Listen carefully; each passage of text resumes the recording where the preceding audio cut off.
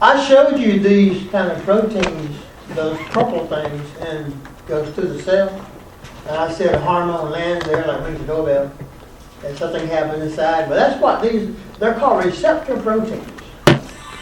And hormones, by far and away, is the most common thing you're going to find sitting on one of them. Now there's something called prostaglandins that act like a hormone, but they don't go over. See, a hormone is made in a gland, gets in the blood, and goes to a foreign organ and does something there. A prostaglandin is made by a cell and functions in that cell like a hormone. It just doesn't go anywhere. So prostaglandins are also called localized hormones. It's not on my list anywhere, but a prostaglandin behaves like a hormone behaves. Like if we're all cells in this one organ, I might make a hormone, the prostaglandin, and it goes to, say, Haley, and then lands on her receptor site. And we're neighbors. It didn't get in the blood, it just went right to her. That's a prostaglandin, but it acts just like a hormone. But if I make a hormone and I put it in the blood, and it goes upstairs to the third floor and comes out and affects something up there, that's a hormone. That's That's targeting something far away from the source. But if your source is right next door, I don't need the blood to get it there.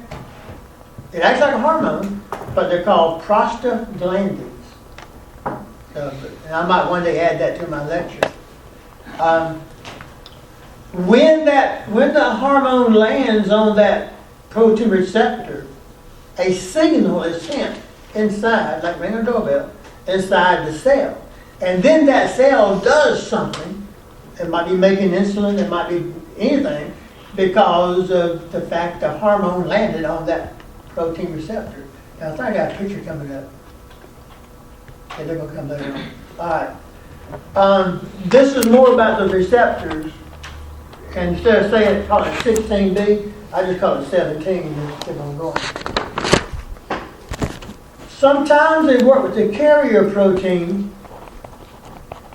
and when the hormone lands, the carrier protein moves something. Ions are what's being moved.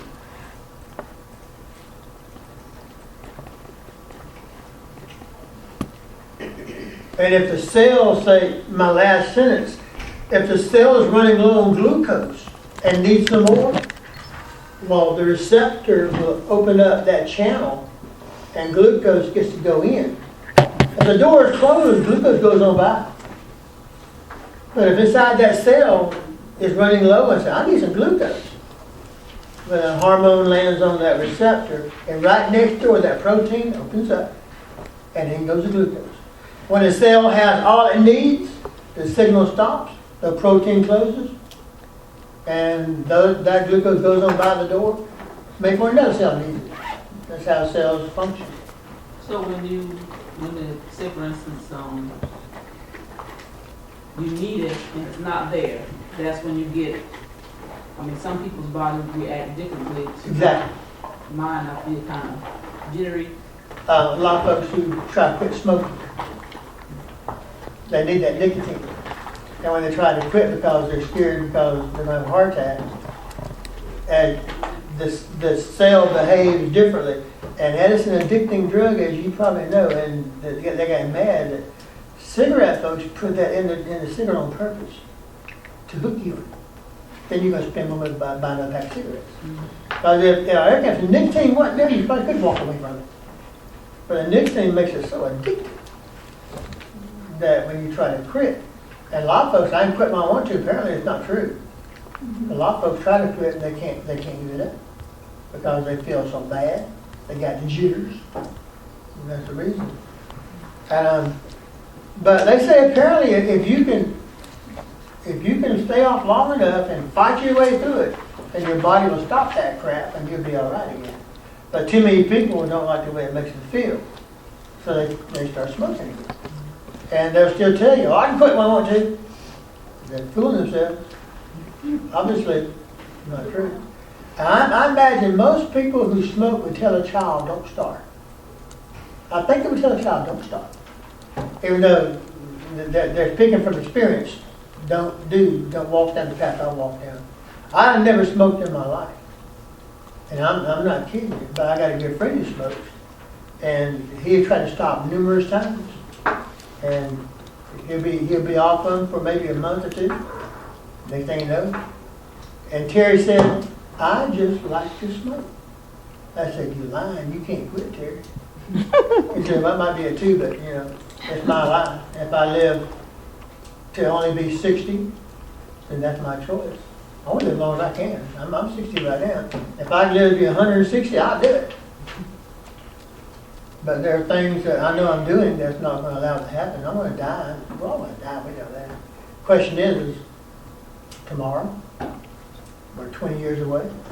My father he's 88 years old. So I hope I have his lifeline. And Daddy smoked at one time. He smoked. And then he quit. Because Mama put his law down. I ain't going to marry you if you smoke. And that was enough. And he told me the best thing he ever did. He did gain weight, he said. He did gain weight, he said. But then he got exercise and worked it back off. My father's slimmer than I am. And he still works every day. If he ever quits, he'll die, I think. He's a workaholic. If he ever quits, we'll bury Daddy. So I'm never pushing him out of tree service downtown. That we cut trees for a living. He can't do much, but he's there. Sometimes he's in the way. But he feels he's helping, so the boys put up with him, really do. What's the name of the tree service? Jeff's Tree Service. Jeff's? Yeah, we work for Callaway Gardens. Oh, Teff. Oh, Yeah, mine. sorry, I don't know why. As a matter of fact, when I was in high school, doing what we call DCT, I started in high school. I worked with Mr. Harwood, the millionaire out there. I trimmed his garden for his daughter's wedding. And the man I worked with was going to pay me $50. He skipped town. So I kept his climbing gear, I kept his chainsaw, his little pickup truck. I never gave it back to the man. I never saw him again. And then Mr. Hardaway called and said, I have another guy who wants you to come and trim some trees. Would you do it? I said, yeah, but I'm in school. He said, well, on Saturday. And that's how we started. And now we're the big in the Southeast. We got cranes and bucket trucks. And the money we make, don't buy bass boats, goes right back into business. So that's how we have property all over the front. Oh, that's crazy, though. You never heard from him again, the guy that's... Talmadge Tidwell. Never heard from him again to this day. He's probably dead by now. Redheaded man. He climbed trees. He taught me to climb. I was a climber for a long time. I climbed trees and knock off tops and trees swing around there, and I see birds flying in. I wasn't scared, but I was respectful. I had those spikes going in a tree. So when I go deer hunting and climb a tree, that's no big deal to me at all. Some folks say, oh man, I wasn't going that high. I said, I've climbed trees and bending hills, can look all over Columbus, Georgia. Way up there. And look down through, walk around like ants. And I'm not scared of it. Got the belt on. But now I can't with this stuff, because you got to be able to turn your legs to the side, and I can't turn my leg anymore. I wouldn't try doing my good prosthesis, ain't no way. I got tired when I had two good legs. You get tired, you get hurt. But metabolism, and on my test yesterday, some folks didn't know that metabolism is all the chemical reactions happening in all of them. That's the word for them. And those reactions that are building things, we call that portion anabolism. And then those reactions breaking things down, we call it, and a lot more knew that. But some folks, by the answer, I'm going, what have they been all this time? They didn't have a clue what metabolism was. They knew what anabolism was and metabolism. I don't think they knew that those two were part of the bigger one. So the way they were answering the question is like, there are three things. No, there's not three things. There's one big thing and two things under it. And a lot of folks got that across. But a few people I was disappointed because I'm going, I don't think they got the big picture at all. But anyway, this is an example of a protein receptor. That is not going to go through. It's not going to go through. This shape right here fits this shape. And when he lands there, reactions occur, and something happens in here because he landed there. Now, if this thing were all square, he couldn't fit in there. So that receptor has a site that must be exactly matched by what's trying to plug in. Now, you can't put a round peg in a square hole, right? But that's an example where that will not work. It's got to match. That's like a lock and a key. The yellow thing would be your key, and then that big old protein's your lock. And the wrong key can unlock it, can't it? And the shape is it. You have thousands, and you have that many locks. And that's how the body controls what processes are allowed to happen and what are not allowed to happen. Because these receptors, they are so very specific to only one thing that will work on them, which is called the substrate, or the hormone in this case, or the prostaglandin. Because if I made that and it went to Haley, well, that's going to be a prostaglandin. But she'll do something though because of the signal she's receiving. If I made that and it got in the blood and went upstairs to an organ miles away and plugs in, well, then we call that a hormone. Same thing.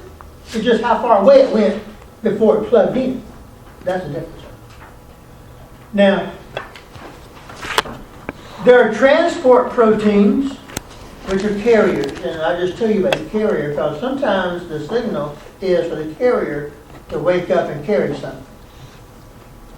And they have binding sites also.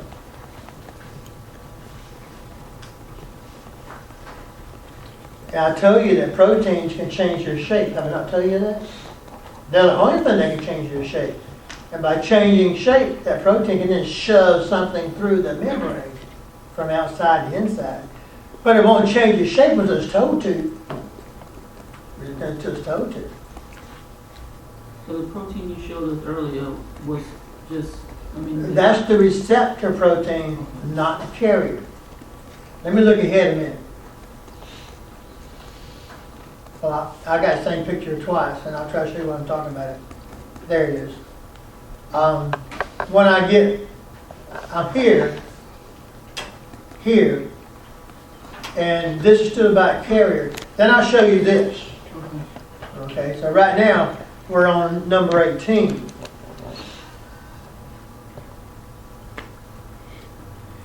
Now, the ATP up there, that is your energy that you're going to use to make that carrier move that molecule. If you have a truck and you have furniture in your truck and the truck's out of gas, you ain't going anywhere. Well, if ATP is not there, you're not going anywhere either. There's your gasoline, that ATP, which is made by the mitochondria. Because you breathe in oxygen and you take in food, you change your glucose. But nothing in this realm, nothing just happens. It always requires energy. Now this is active transport we're talking about. I mean, if I'm in my car, I'm getting low in gas, I can always coast down a hill, can't I? Well, that'd be passive. Now I got to give it gas to go up next hill, right? Well, that'd be active. Some processes in the body are passive, like breathing out. When you breathe in, you must lift your ribs. Requires power. And to breathe out, you just relax. Nothing required, just relax. And you breathe out. That's passive. So if your breathing is active, passive, active, passive. Because when you breathe in, those muscles must lift those ribs. And like that thing that bellows to build your fire with. When you draw the house apart, air is being sucked into it, right? And when you push back down, air is being blown out of it. What's in the air? Oxygen is. And oxygen takes those coals in that fireplace and makes them flame back up. If you ever have, like, try to fire, the old-fashioned where you rub these two things together and you blow on it, you won't blow it out because in your breath there's oxygen. And actually your oxygen will make it flame up. Now you can, if you blow too hard, you can blow it out, like a match. Blow it out. But if I get it red hot by rubbing those sticks, and I'm rubbing on flint, and I start getting those sparks, and I got some like little brown leaves and old pine straw in there, and sparks start falling off, and little smoke comes up, a light breath, and the oxygen make it flame right up. Because if you have a fireplace at your house, you know it works in a fireplace. So they can be red hot toast, you blow into it, it'll get bright red and burst back into flames. Now the picture I'm showing you here, this first picture is something landing on this receptor protein that's going to cause, and I'm going to my next slide, something would be moved through the cell membrane with this protein because of the ATP that's released to provide the power.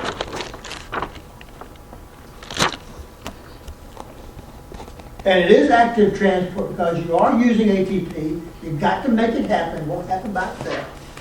And they're showing you calcium and the sodium and chlorine and potassium. All those are too big to just go through the membrane. They got to go through the door. But the door is closed until the receptor protein receives the word to tell the other protein to open the door.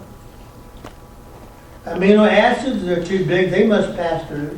Your sugars, like your glucose, fructose, they can't go through the membrane, they got to go through. Your small particles, like your nucleic acids, they can't pass through the membrane. That door is for them, so a lot of stuff passes through that. I call the door. That's that channel protein. The next picture shows you one of them. Are you done with this slide? No.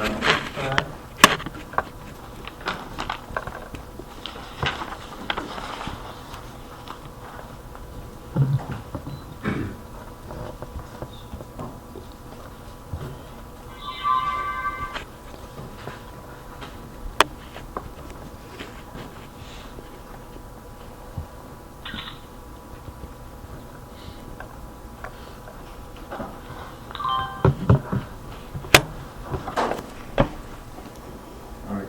Good? Everybody ready? Now this is a picture of one of those channel proteins, and those little red, those little blue marbles, that's what cannot go through the membrane. It's got to go through that channel. And here it is closed, and here it's open, and ATP makes it open. I wish I'd taken and redesigned this and put this one first, because usually I like things to run left to right. This is running right to left. So actually, this will become this with ATP.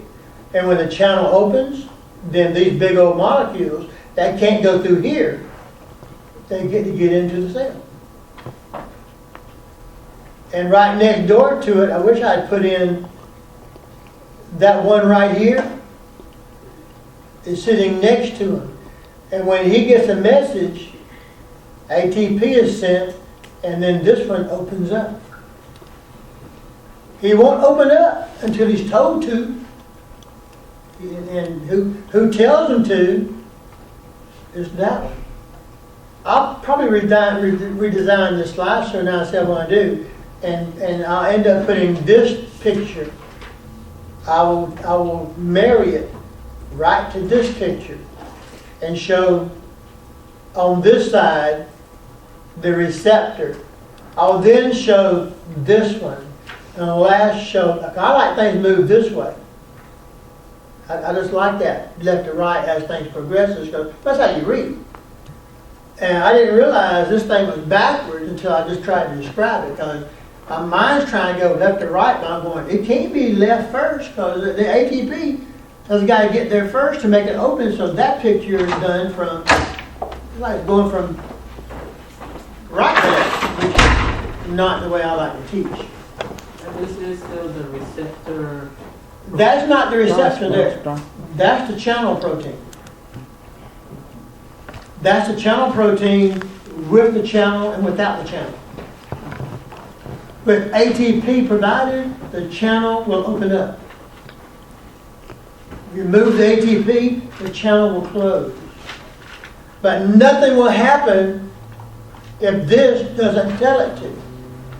This one has got to be into play also.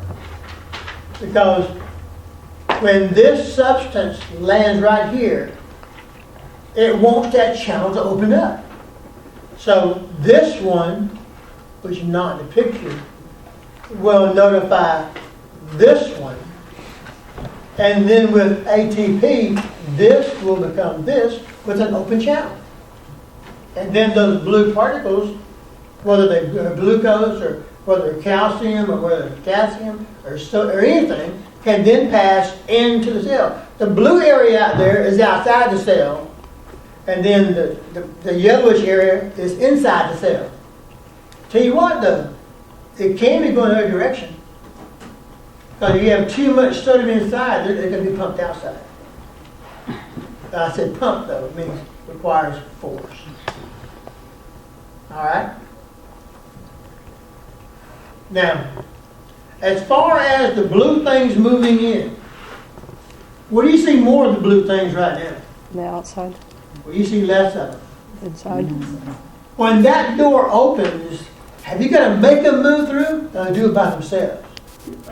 By themselves. And how do you stop them moving in? You close the door.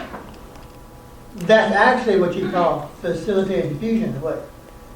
The power is used to open the door. And when the door opens, well, those blue things is going in naturally. They want to be inside there because diffusion says where there's a lot of them, they'll move to where there's not much of them. All you got to have is an open door. And if you have, like outside the door, if you had like 1,000 bees outside there, to get them in here, you open that door. They'll come in by themselves in. Now, getting them back out requires a little work on your part. And same thing here. When they're inside there, and there's not many of them, to get them back outside there against, like swimming upstream, requires force. We have other pumps to do that. But the basic thing is, this receptor protein receives the word that tells him that I need this protein to open the door. So they're both working together. Now, if the word don't ever arrive, will that ever happen? No. Of course not. Won't happen. I have a question. Fire away. Is it only one particle at a time, or could it be multiple? Usually one at a time. It's usually one after another. But they flow through pretty fast. And then once the inside has sufficient numbers, the ATP stops, the door closes, and they'll use up what they have. And then when they use those up, I need some more, process happens again. Alright? Do we need to know what those, the little That heads, blue things are? what the little heads and tails are doing during this time? All they're doing is making sure that the cell membrane maintains its arrangement so that the heads always are facing out, the tails always are facing in. When that happens, then you anchor that protein between one layer and the next layer. As you know, it's all a dynamic kind of equilibrium. I mean, it's really quite complicated really how the cell membrane works. And it's very, very effective though. And even a plant has cell membrane, but it's inside the cell wall. So a plant's got to have, it's got two barriers. Water must pass through first the cell wall, and then to the cell membrane to get, so a plant has even a harder time feeding itself. I mean, we're bigger than a plant, and we can go without water longer than a plant can. So the water will hold the plant up. Even the stems. If you have a plant that's becoming dehydrated, everything will. It's like all your tires go flat and the cells get flaccid. When you pump water in there, it's like blowing a tire up, and things take their shape. The air mattress that you can buy real fancy when double over as a bed, got little pillows on it too. As you blow it up, the bed takes shape, the pillows take shape. Well, as the plant takes in water, those cells inflate, the plant stands up. As long as it has sufficient water, it'll stand there and look pretty for you. But if you forget to water it for a few days and you walk back to it, or the leaves are all laying down on the ground, they're wilted.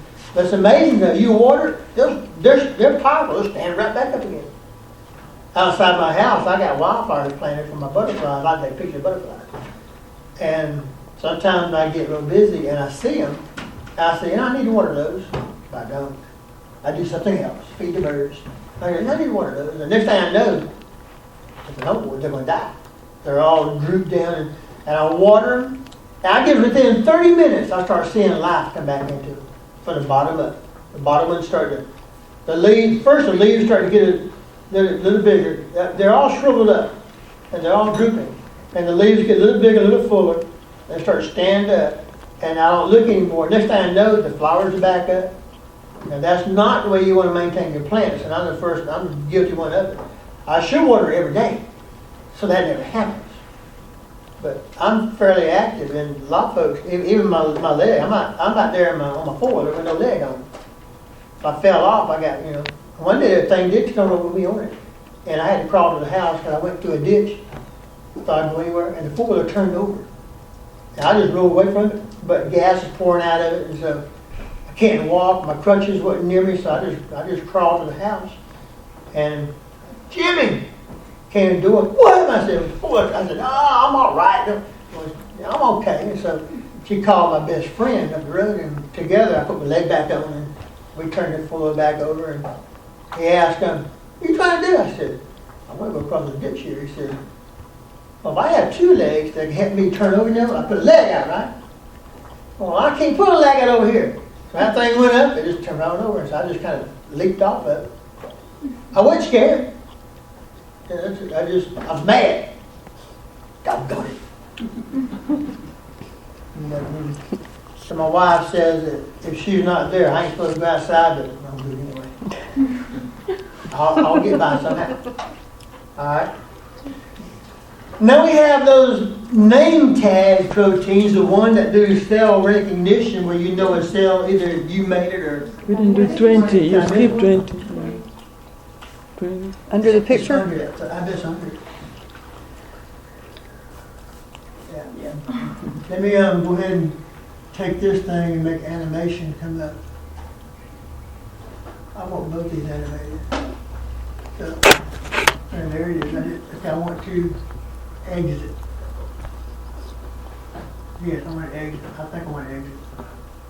We'll find out now what happens. There we go. Oh, that's about the aquaporins.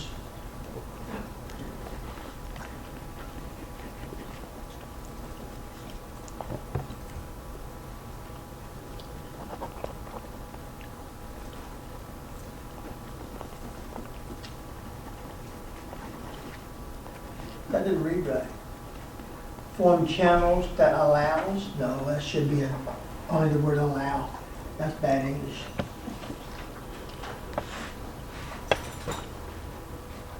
That allow.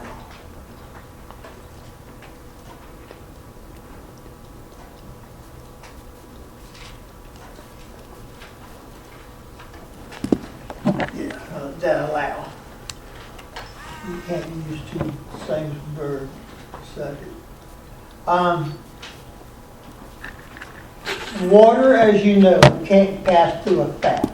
Can't go through a fat. And so these aquaporins are protein channels that are designed just for water.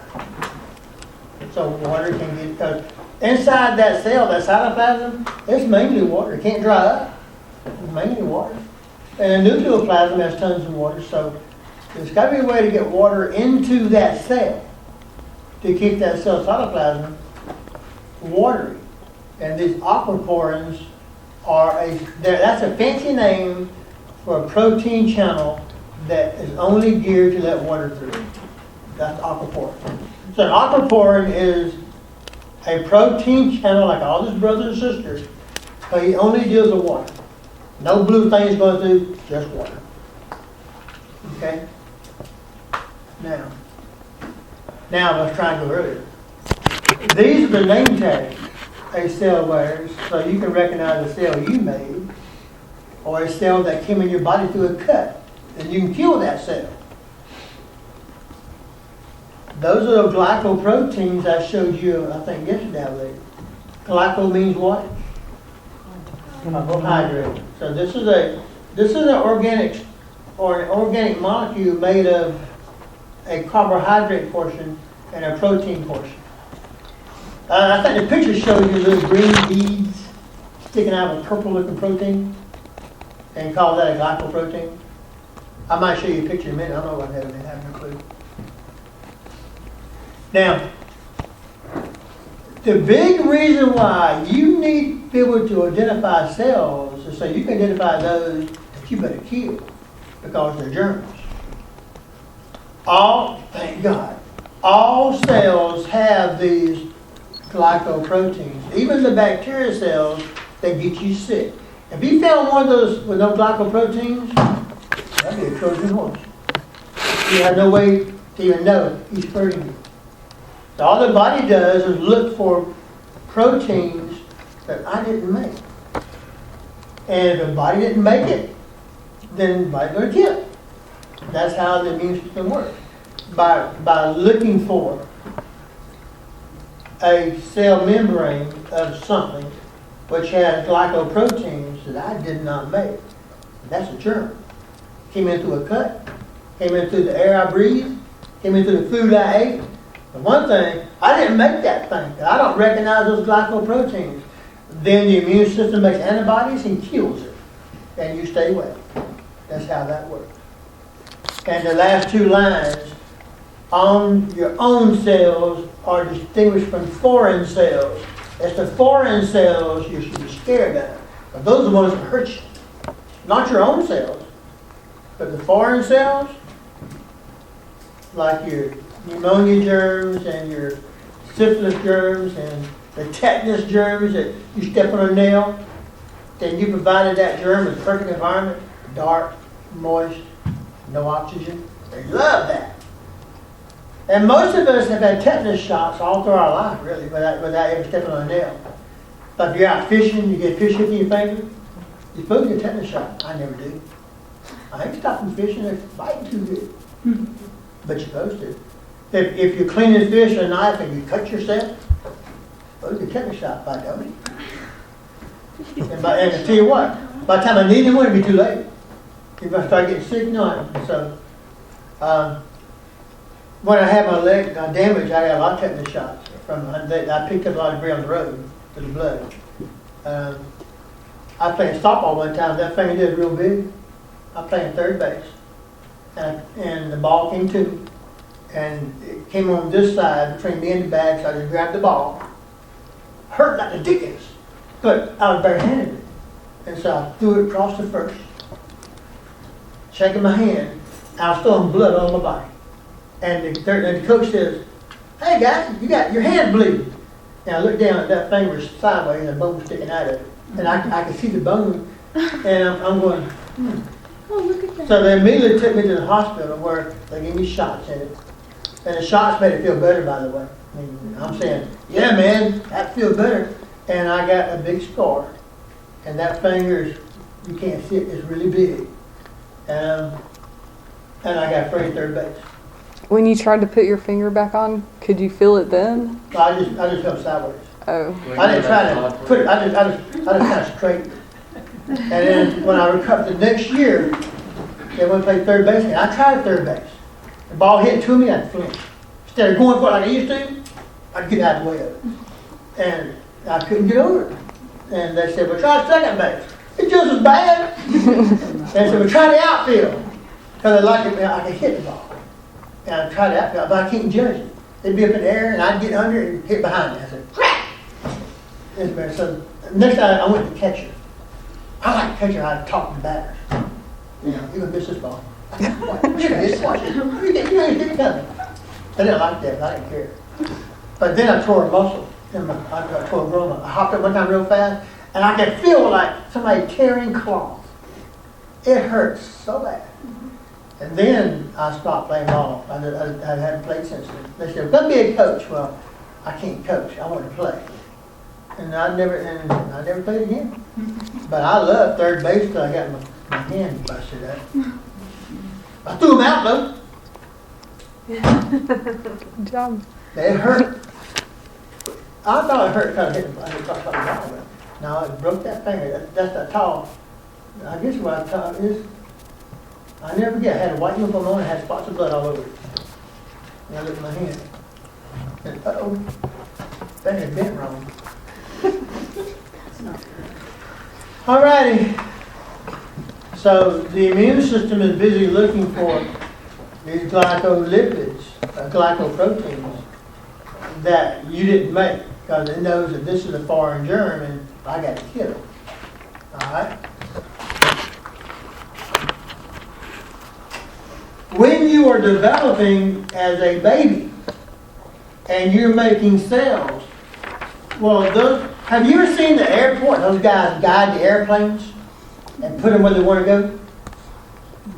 Well, this does that too to a cell you develop, and it guides that cell into a certain area. So those proteins, they help direct cells to be where they're supposed to be. And now, right now, it's not happening right now.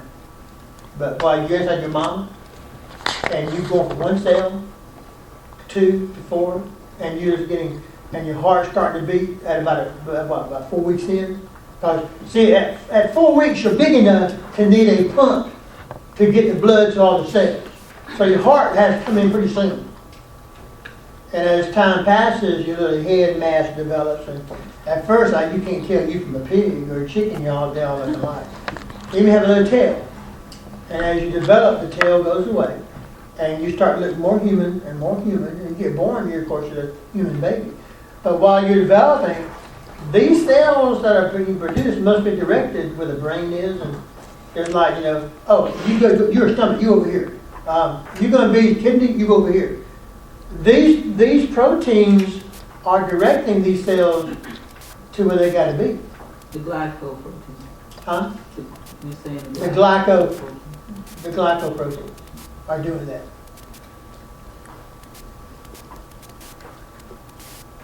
Because if, like you're using super glue to build something, if you put it together wrong, you get it back apart, you ruined it. This is how you're building something. I heard about that. I heard about that two-faced cat. Can you remember it? Cat's got 2 faces. That went wrong. But directed cells in such a way that the cat has 2 faces. Look at it, you realize. Pretty cool. Except for the cat.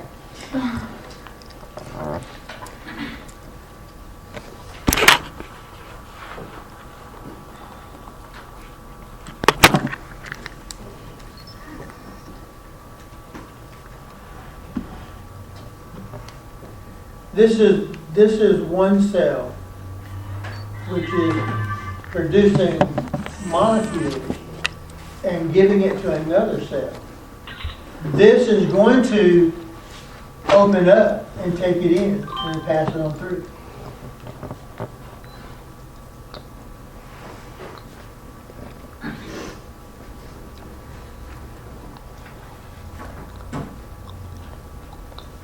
Now let me see if anything under it, because I don't know if there's not.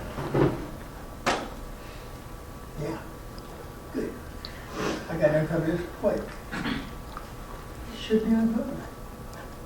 So you said it's passing. Well, in a minute you'll be able to read about it. I want this one and this one. I want those to uncover when I take it. Oh, I think I want them I to. think we saw it. Is 22 underneath it? Let me see.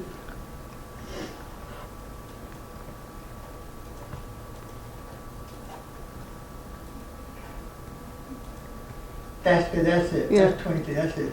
Because see, what I'm looking at is right here, that number. Mm-hmm. And the same number, and now I cover it up with this one. Now the number right there becomes 26. and I covered it with that one.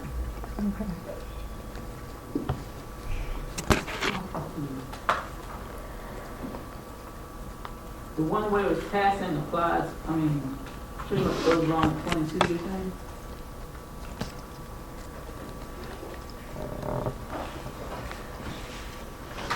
I'm looking back, hang on.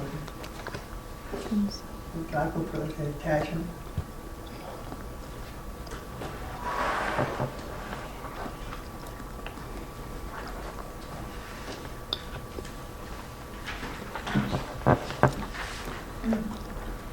Okay.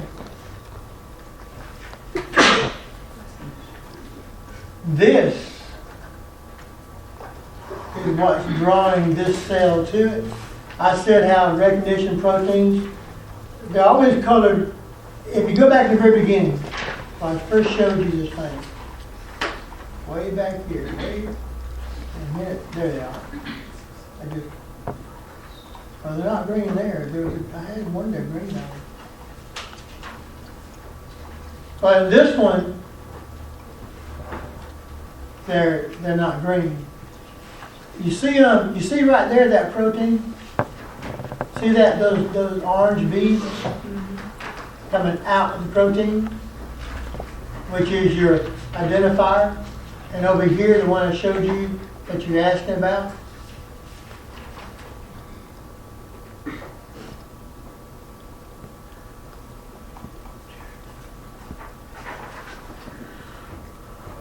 There's your identifier. And this cell knows to get beside this cell because of the identifier. He knows where to line up at because of the identifier. If this were not here, he would go, where do you want me at? And where do you want me to go to? But the identifier is what he is looking for. This part can't click, but this protein is attracted to that protein, and then this cell becomes a neighbor of this cell. This one's wondering, where do I go till he finds that protein, that glycoprotein. Then he knows he belongs right next door. Now the next one about enzymes. Some proteins are enzymatic proteins, and they form like a bucket brigade. That's a bucket long. And they're always going to be aligned beside each other. Because each one does something and then passes the product to the next one where it does something and passes it to the next one where it does. It's an assembly line, like a Ford Motors. And as you move down the line, a little more stuff is done to the car, and finally the car is finished. In the case of this one, can I click it yet? All right. I just showed you two things here. There's more than two, but it starts here. This moves into here, and this is your final product. This is your starting off, and you notice the shape fits this thing. So when he plugs in, the blue block is produced. Now this shape matches this. This one can't plug in there. That plugs in there. Now there might be another one here with a round shape that he plugs into to make something else. There's a chain reaction. And both of those are enzymes. And when you get done, one substrate has been changed into another substrate. That triangular yellow looking thing has been changed into that green round thing, but on the way you produce that blue looking box. And the shape of the substrate matched the enzyme. That guaranteed that triangular area could not fit in that second protein's wrong shape. That's your pathway. Now, if this protein is missing, will you ever make this at all? No. That's like sickle cell. A protein is missing in the process of making a red blood cell. And what happens is this. The first time that red blood cell hooks on the oxygen, everything's fine. It carries the oxygen away and lets go of the oxygen. That's where things mess up.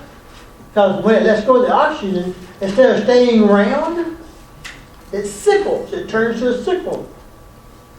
Because the process is missing an enzyme. Now, we have never figured out yet how to take and make that right. We do blood transfusions. We replace your blood totally with non-sickle blood.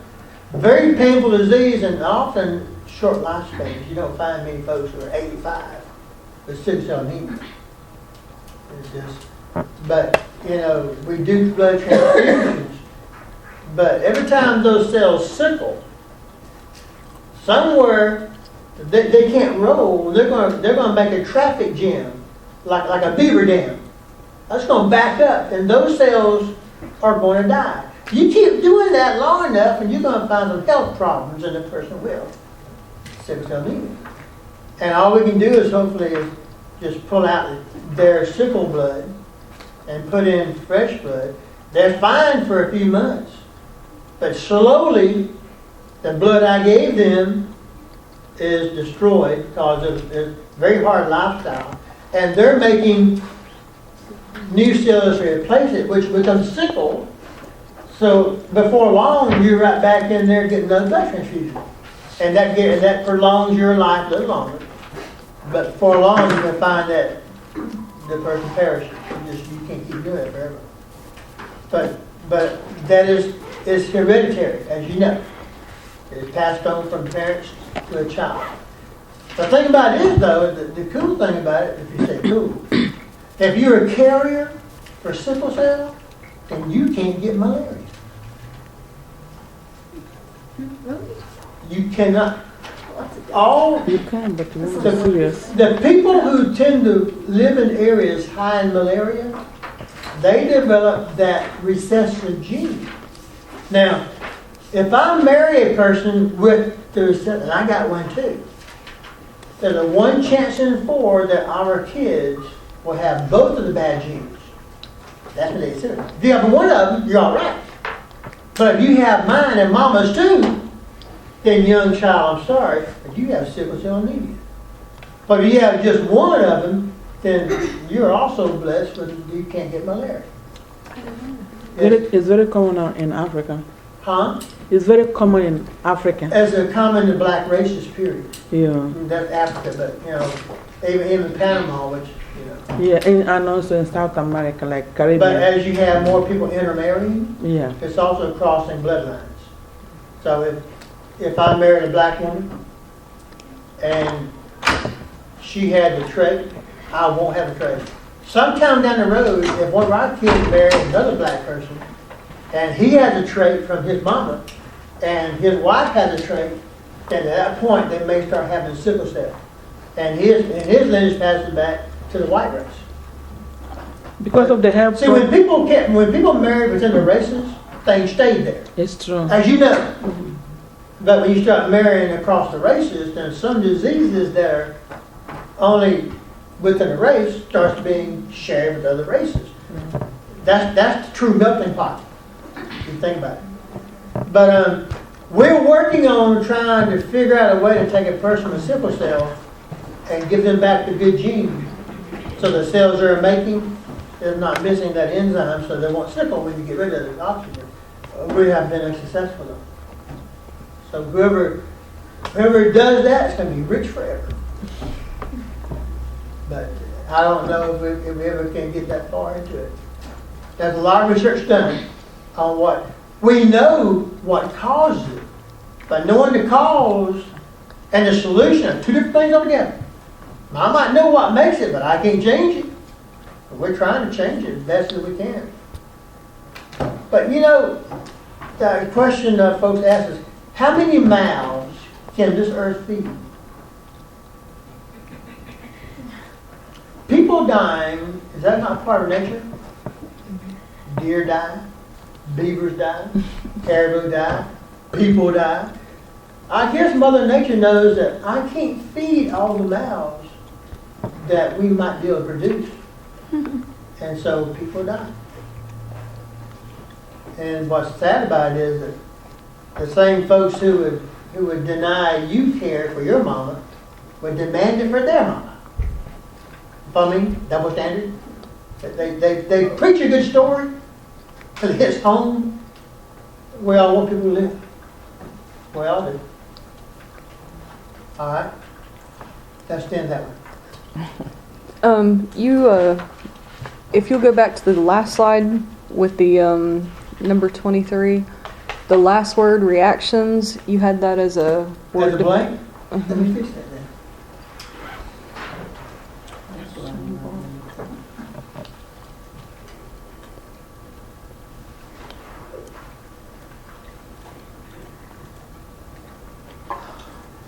All right, let me put that back where this took off. Let me save this.